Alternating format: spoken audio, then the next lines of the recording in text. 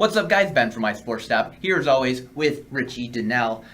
Today our scouting report is on a guy I really like, really exciting player, Corey Davis. Yeah, Corey Davis, much like the two guys that we have kind of ranked ahead of him a little bit, he's a big guy, which is going to bode well for him at the next level. But one of the things that I really want to point out about him is, we talked about Zach Terrell in the quarterback video.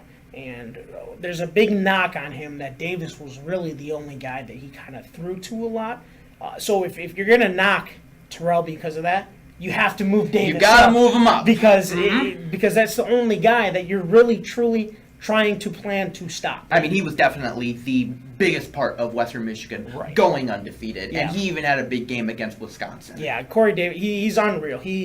He's dominated everybody that they've played against, whether it be little school, whether it be big school, it didn't matter. This guy just showed up to play, and, not to put a lot of pressure on the kid, but it reminds me a little bit of a guy, Randy Moss, who went to a small school in Marshall and just dominated his competition. I think Davis is going to have to answer those competition questions, but I think he's only going to continue to press when we get to the combine. Yeah, I don't think there's enough you can say about Corey Davis. Right. He was a consistent playmaker at Western Michigan and has great hands. Yeah, he's just... You can't just think of the words to say about him because he just lives up to everything that you truly hope.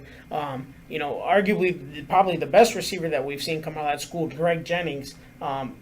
Davis is another head and shoulders level above better than Greg Jennings. And Jennings was an early second-round pick. So that only speaks to the level that Davis can truly reach in the NFL. And even, when you talk about where he's going to get drafted, I think you got to start talking middle to late first round because he's not going to last very long. Yeah.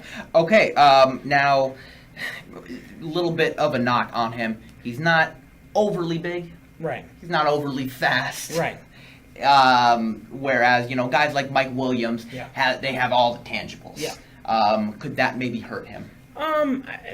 At the end of the day, we see all these experts and analysts talk about the measurables of guys. How fast do they run? How big they are? How does this translate to that position? At the end of the day, you just want good football players. Okay. And not being elite at anything, but being good at everything sometimes is something that you can pride yourself on because like I said, he's a good football player. And at the end of the day, that's really all that matters. Now, you have him compared to Randy Moss, probably the best comparison you could have as a wide receiver. Right. I have him maybe towards Demaryius Thomas, maybe not as thick as Demaryius. Maybe even someone like Eric Decker, who's kind of become a vertical threat. Yes. But I think a player he really sizes up to, maybe a slight smaller than him, is Jordy Nelson. Yeah. Davis, like you said, the difference is going to be a lot of the guys, the big receivers that we just talked about, or that you mentioned, are all vertical and burner guys.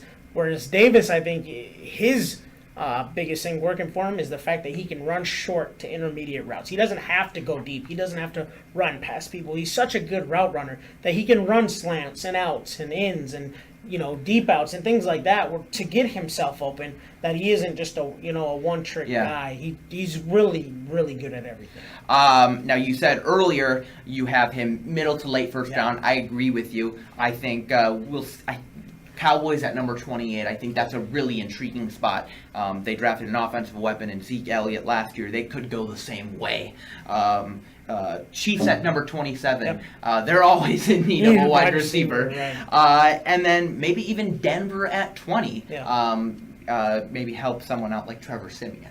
Yeah, like I said, the only thing that's going to hurt Davis is the competition.